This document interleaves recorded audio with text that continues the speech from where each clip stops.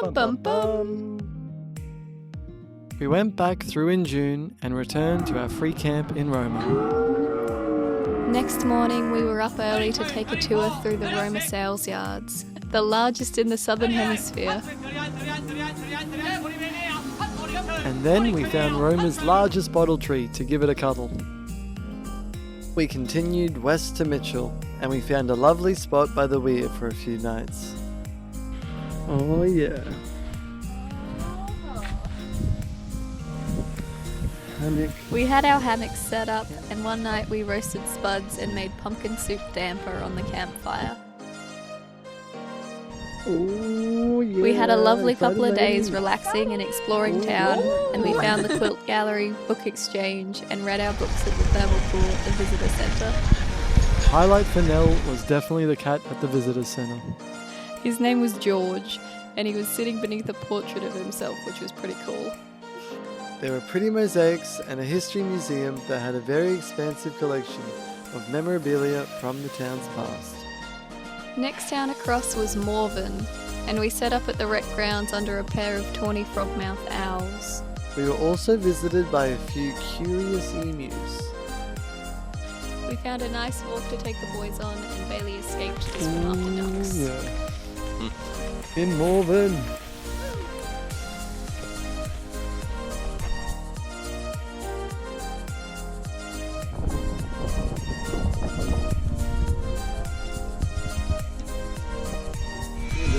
Leftover pasta. Woo! Oh yeah! We got power tonight. I ate a bean. You just ate a bean. I ate a bean. Westwards again, and we reached the end of the rail line in Charleville, the biggest town for miles. At the visitor centre, we got some free coffees and booked some tours before wandering around town.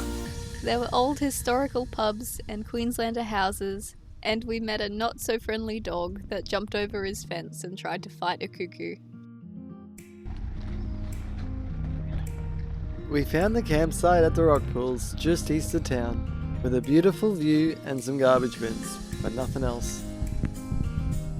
We enjoyed chess in the afternoons and then spent the night watching the stars. Porridge. Homemade porridge by the rock pool. Charleville had a creepy kangaroo statue on the main street, but adorable bilbies in the visitor centre.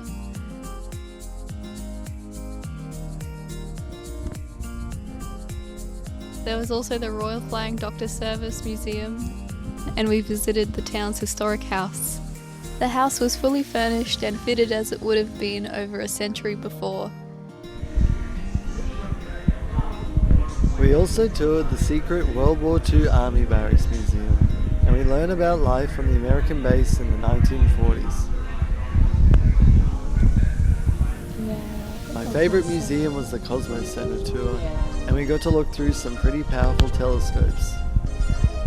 Leaving Charleville, we changed course north and travelled up to Augathella. It was a tiny town on the highway, but it had a great free camp opposite the pub with showers and all. The visitor centre had a museum about a local cartoon character called Smiley, and then we found his mural on the main street. We also found the big meat ant.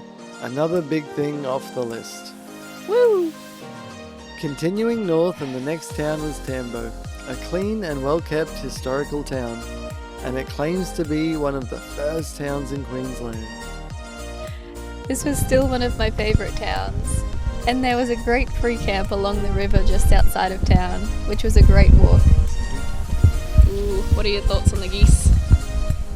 I don't know if they're pets or wild, but they are pretty geese.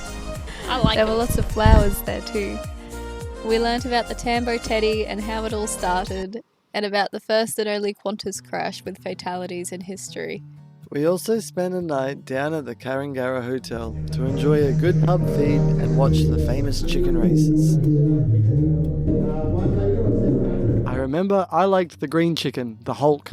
And I liked the orange one, apricot chicken. Back on the road north, our next stop was Blackall. 63 waves. Woo. where we stopped for photos with 3 unofficial big things: the big sheep, the big kangaroo, and the big elephant. Really a normal sized elephant. We did find the bakery for a decent pie, and the thermal pools were Olympic sized swimming pools with additional spas and only cost a couple of bucks. Oh yeah.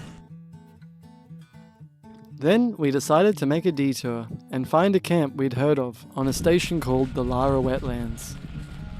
It was a dusty red dirt road and we found a site near the thermal pools. It was an awesome spot, and the night we stayed there, they had live music and damper with maple syrup. There you go, bit of old whaling. How about We also found a mini golf course. I can't remember who won. I did. Don't you forget it. Just. No. Oh yeah. And we also found some kayaks that were available to take out onto the wetlands. Oh yeah. We continued on to the next stop, Barcaldine, where we found a really nice free camp by the weir, just outside the town. In Barcaldine, we met my gran and uncle at the bakery for a pie and a coffee, and we found the Tree of Knowledge. It was an art installation using the dead trunk of the original tree where the Labour Party was first formed. I found the 5 pubs on the main street even more interesting, all visible from the railway entrance.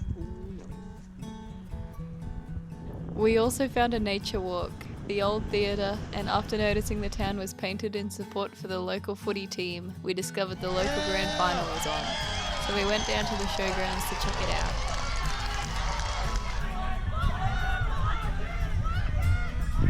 Now what's going on? I don't know! We only had a vague clue of what was happening in the game. But a Caldon won and the whole town that night was celebrating.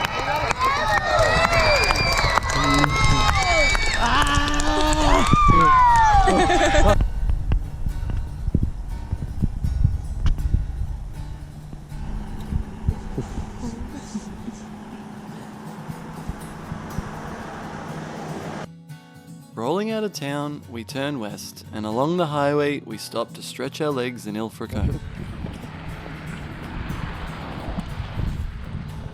There was the Machinery Mile, another huge collection of different farming machines, and a museum of old glass bottles, firearms, and dinosaur fossils discovered locally. An awesome surprise, and definitely not what we expected to find in this little town. We stopped for a meal and a look around at the historical Wellshot pub. It was really cool, covered in old hats and memorabilia.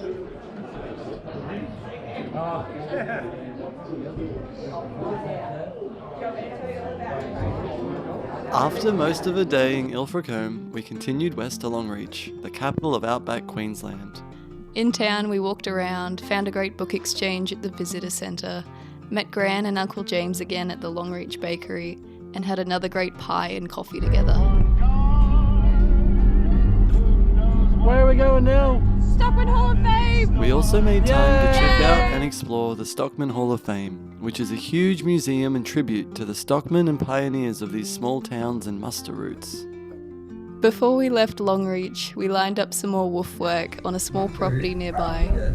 This was only our second experience, and when we arrived, we met Juliette and her son. Oh, Nelly. So you need to fall. They explained that it was Juliette's other son who was the gardener with the vision of the food forest and the woofers. He was overseas when we arrived, but Juliette was happy for us to help out however and wherever we could. We cleaned the laundry and the carport, tackled the weeding, mowing, whippersnipping, and we gave all the animals some much needed love and attention.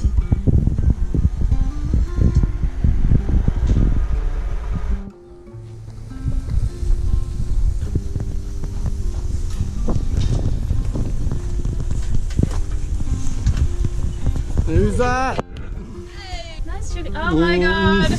Oh my god. Nice Chucky. Oh. He's gonna take your babies away. Don't you worry. We cleaned the chicken coops and water bowls, collected eggs, and gave the 3 cheeky Jack Russells some stylish new haircuts. Good girl, Hilda.